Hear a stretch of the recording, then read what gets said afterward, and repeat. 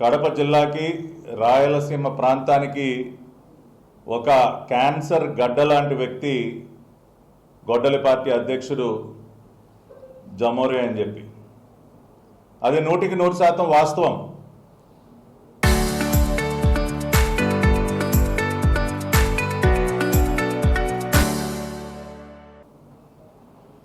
కడప జిల్లా ముద్దుబిడ్డని, కడప జిల్లా సింహాన్ని, పులిని అని చెప్పి తనని తాను కీర్తించుకునేటటువంటి జమోరే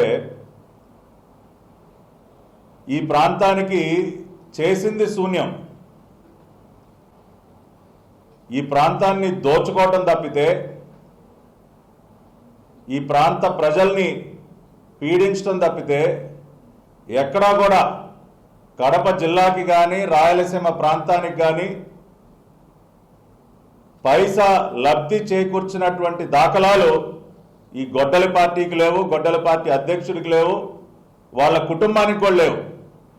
వెనుకబడినటువంటి ప్రాంతంగా అభివర్ణింపబడుతున్నటువంటి ప్రాంతాన్ని వాళ్ళ రైజింగ్ రాయలసీమ అనే దశకి తీసుకొచ్చినటువంటి ఘనత ఎన్డీఏ ప్రభుత్వానికే దక్కుతుంది. జీవో నంబర్ 365 ద్వారా 102 రాయలసీమ ప్రాజెక్టులకి ఎందుకు అడ్డుపడ్డాను?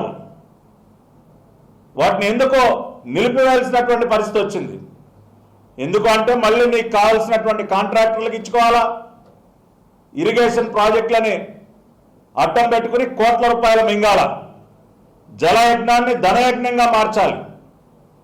ఎంతసేపు నీ ఖజానాని నింపుకోవటం పైన ఉన్నటువంటి శ్రద్ధ నీకు కరువు ప్రాంతం అయినటువంటి రాయలసీమలో రైతన్నలను ఆదుకోవటానికి నువ్వు చేసింది ఏంటని అడుగుతా ఉన్నాం. డబ్బులు దోచుకోవటం తప్పితే పెట్టుబడుల విషయంగా కానీ, ఇరిగేషన్ ప్రాజెక్టుల విషయంగా కానీ నువ్వు చేసింది ఏంటని అడుగుతా ఉన్నా. ఇంకా భవిష్యత్తులో ఎప్పుడూ కూడా నేను కడప జిల్లా ముద్దుబిడ్డని, రాయలసీమ సింహాన్ని ఇటువంటి మాటలు మాట్లాడబాకయ్యా నువ్వు దయచేసి. ఇతను కాకుండా ఇతని అనుచరులు, ఆ పొంగనూరు పుడ్డింగ్ పెద్దిరెడ్డి, ఆయన ద్వారా హంద్రీనీవా గాలేరు నగరి లింక్ అంట. ఏమి అనుమతులు లేవు, ఏమీ లేవు. మట్టి పనుల పేరుతో 1000 కోట్లు మింగేశారండి. 1000 కోట్లు కేవలం మట్టి పనుల పేరుతో. ఇట్లా ఏ ప్రాజెక్టు తీసుకున్నా కూడా అవినీతిమయమైనటువంటి. అంటే రాయలసీమ ప్రాంతం ఎప్పుడు ఎడారిలోనే ఉండాలి. మీరు మాత్రం ప్యాలెస్లు కట్టుకోవాలి.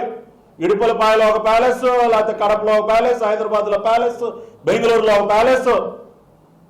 మీరు ప్యాలెస్లు కట్టుకోవాలి, దర్జాగా విలాసవంతంగా ఉండాలి. రాయలసీమ ప్రాంత ప్రజలు మాత్రం కరువులు అలమటించాలి, వలసలు వెళ్ళిపోవాలి ఇతర ప్రాంతాలకి. అది నీ ట్రాక్ రికార్డ్. గొడ్డలి పార్టీ యొక్క ట్రాక్ రికార్డ్ని తెలుసుకున్నారు కాబట్టే మొన్న నీ సొంత జిల్లాలో కూడా నీకు ఎన్ని సీట్లు వచ్చాయో ఒకసారి గుర్తు చేసుకో.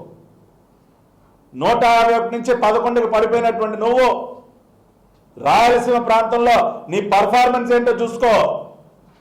వచ్చే ఎలక్షన్లో ఆ 11 కూడా ఉండవు. జమోరే చెప్తా ఉన్నా, వచ్చే ఎలక్షన్లో ఆ 11 కూడా ఉండవు. నువ్వు చేస్తున్నటువంటి అరాచకాలకి, నువ్వు ప్రవర్తిస్తున్నటువంటి తీరు, నువ్వు మాట్లాడుతున్నటువంటి మాటలు, రెండో పక్కన ఇవాళ రాయలసీమ ప్రాంతంలో జరుగుతున్నటువంటి అభివృద్ధి, ఇచ్చినటువంటి ప్రతి ఒక్క హామీని నిలబెట్టుకుంటాం. అది ఇరిగేషన్ ప్రాజెక్టులైనా, పెట్టుబడులైనా పెద్ద ఎత్తున రాయలసీమ ప్రాంతానికి ప్రాధాన్యతనిస్తాం. అతి త్వరలోనే కర్నూలులో హైకోర్టు బెంచ్ కూడా ఏర్పాటు అవుతుంది. అన్ని విధాలుగా కూడా రాయలసీమ ప్రాంతానికి చేయాల్సినటువంటి దానికంటే కూడా ఇంకా ఎక్కువ చేసి నిజమైనటువంటి రాయలసీమ ముద్దుబిడ్డలుగా నారా చంద్రబాబు నాయుడు గారు, నారా లోకేష్ గారు మిగులుతారు.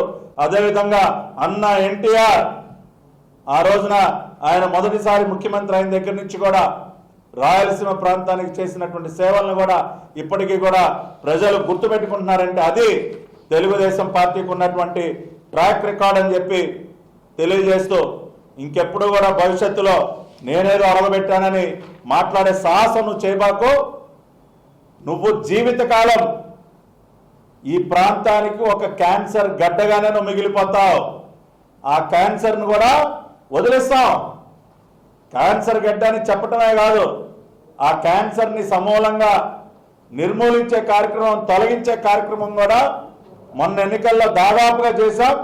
2029 ఎన్నికల్లో ఈ ప్రాంత ప్రజలే ఆ క్యాన్సర్ని పూర్తిగా ఈ ప్రాంతం నుంచి కూడా తొలగిస్తారని చెప్తూ మీ అందరి దగ్గర కూడా సెలవు తీసుకుంటున్నాను. నమస్కారం.